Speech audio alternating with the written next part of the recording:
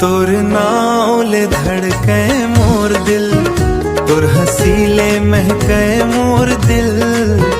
आजा संग चलो रे सजनी, जन्म जन्म रही वो एक दिल। तोर अखिया चंदा कस चमके, मोर सपना तोरे संग दम के। तोर बिना सुना लागे दुनिया, माया तोर मन में हरदम चमके। तोर नाले धड़के मोर दिल, तोर हसीले महके मोर दिल। आजा संग चलाओ रे सजनी, जन्म जन्म रही वो एक दिल।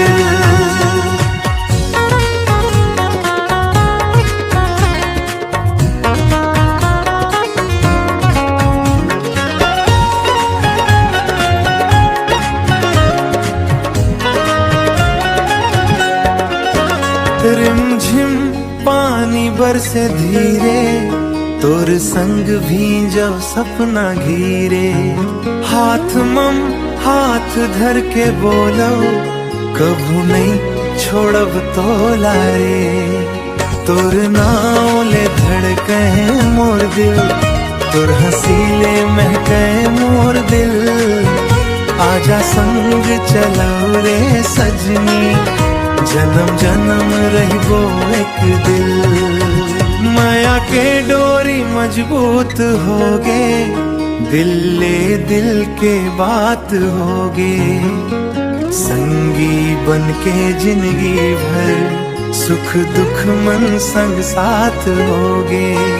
फूल कस मुस्कान तोर प्यारी, तैच मोर जिंदगी के क्यारी। हर जन्म मांगव तोला, तैच मोर किस्मत के सवारी। तोर नाले धड़के मोर दिल, तोर हसीले महके मोर दिल। आजा संग चलाओ रे सजनी, जन्म जन्म रही वो एक दिल।